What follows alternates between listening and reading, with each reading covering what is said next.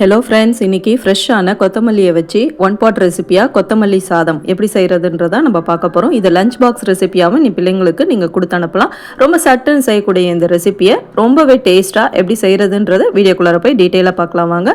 இதுக்கு ஒரு மிக்சி ஜாரில் ஒரு கைப்பிடி அளவுக்கு கொத்தமல்லி ஃப்ரெஷ்ஷாக எடுத்துக்கோங்க. அப்போ தான் டேஸ்ட் வந்து ரொம்பவே நல்லாயிருக்கும். 3 பச்சை மிளகா இதுக்கு காரத்துக்கு போதுமானதாக இருக்கும். அதாவது ஒரு கப்பு வடித்த சாதத்துக்கு நான் இந்த அளவுகளை சொல்கிறேன். ஒரு 1/4 துண்டு இஞ்சி, ஒரு 5-6 பூண்டு பல்ல இந்த மாதிரி தோல் எடுத்துட்டு நறுக்கிட்டு சேர்த்துக்கோங்க. இதெல்லாம் அரைப்படுறதுக்கு ஈஸியாக இருக்கும். பச்சை மிளகாவையும் கிள்ளி சேர்த்துக்கோங்க. இப்போ இது கூடவே ஒரு 1/2 டீஸ்பூனுக்கு ஜீரகமும் சேர்த்துடலாம். கொத்தமல்லியை கட் பண்ணி சேர்த்திங்கன்னா அரைகிறது ஈஸியாக இருக்கும்.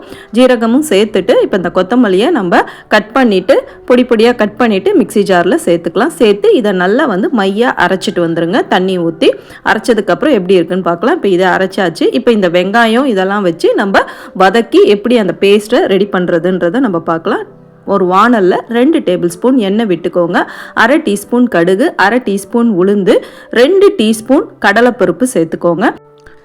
சேர்த்துட்டு 2 காஞ்ச மிளகா கிள்ளி சேர்த்துக்கோங்க. நம்ம காரத்துக்கு 3 பச்சை மிளகா சேர்த்துக்கிறோம். காஞ்ச மிளகாவும் சேர்த்து செய்யும்பொழுது டேஸ்ட் இன்னுமே நல்லாயிருக்கும். ஒரு 1/2 டீஸ்பூன் பெருங்காயத்தூள் சேர்த்துட்டு வறுத்த நிலக்கடலை 2 டேபிள் ஸ்பூன் சேர்த்துக்கோங்க.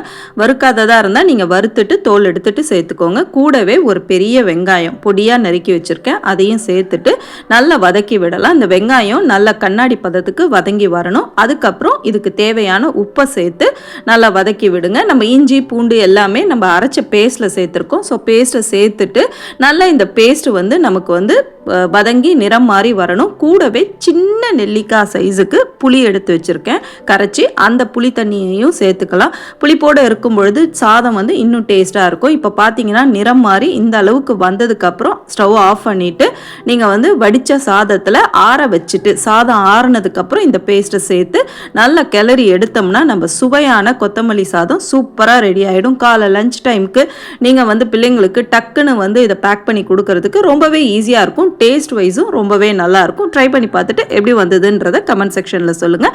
தேங்க்யூ.